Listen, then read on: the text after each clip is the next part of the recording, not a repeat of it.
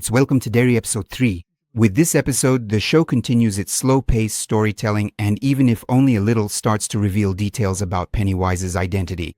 After last week's finale that could give you a pickle phobia, we go back to the past and watch an interesting opening that connects to the show's soldier story arc.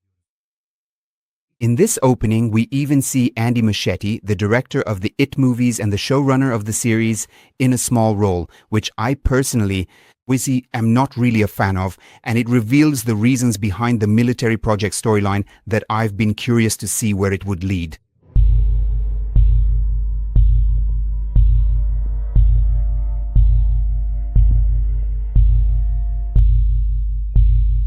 Episode 3, which likely opens in the early 1940s with a young boy's visit to a carnival. Aside from Andy Muschietti's charming performance as the pianist, Episode 3 also contains some interesting clues. First of all, a little girl sitting in a corner with Pennywise makeup stands out. Considering the previously released materials, this could be the daughter of the mysterious Bob Gray, whose identity Pennywise stole. Later, we witness the boy escaping from the carnival skeleton man and drifting into a nightmare in a forbidden area while playing with the little Native American girl he met during the car ride. Pennywise appears in a different form and tries to eat the boy. As a result, the identity of this boy is revealed, and when we return to 1962, we understand why the soldiers are after Pennywise. Honestly, this opening strengthened my hopes for the series even more. As for the rest of the episode, as I mentioned, it sticks tightly to the slow-paced narrative style. Lily, who was confined to a mental hospital, makes her return, and Ronnie and his father, who are under immense pressure from the community. The childish plan they come up with to clear their names takes up the most important part of the episode.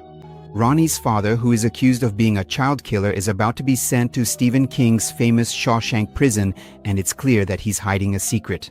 By adding a small link to the chain of mystery, the series implies that even though we know the father isn't the killer, he's still up to something. Another powerful sequence in the episode titled Now You See It is Dick Holler, whom you'll remember from the Shining novel and film, going into a trance in the sky and confronting Pennywise. Or rather, it's Pennywise becoming aware of Dick and probably learning something about the soldiers' plans. We already know how foolish this plan is.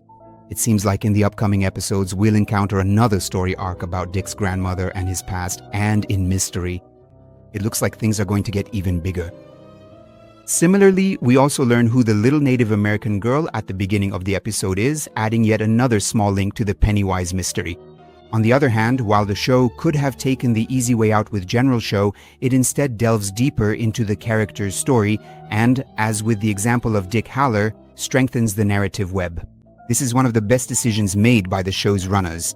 In today's examples, side characters are as one-dimensional as possible, turning them into shallow figures, whereas Welcome to Derry creates a side story for almost every character.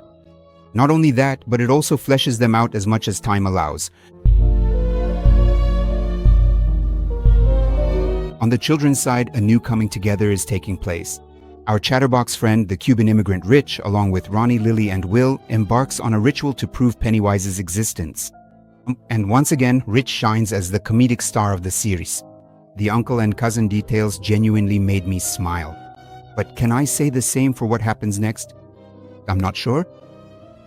Just like in the movies, Andy Muschietti relies a bit too much on visual effects, and the adventure the kids have in the cemetery continues with the children we met at the beginning of the season chasing our new team and the ground splitting open amid flames. The whole sequence feels less like a chilling horror story and more like something out of Disney. It has too much of a sparkly children's movie vibe. Likewise, the series leans on comedic elements perhaps more than it should. We also end the episode with a chilling photograph. With its first 3 episodes, It's Welcome to Derry shows a steady progression. It tries to use its time as efficiently as possible, and instead of repeating the formula of New Losers Club kids versus Pennywise, it supports the expansion of this universe by telling the town's story through different characters, just like Stephen King does in his own novels. The pun-filled Now You See It episode increases the number of mysteries while also planting the first seeds of Pennywise's origin story. As we watch the kids band together and unite for a new goal, We learn something new about Dick Halloran's past and even get a possible clue about the location where the black spot incident will take place. The tension level may not be very high, but it's a nourishing episode in terms of the King universe. We've come to the end of another episode where we continue to wait for Pennywise. Episode 4. Until we meet again in the review of Episode 4, you can follow us on our website and social media channels. And until we meet in the next video, stay with ICN.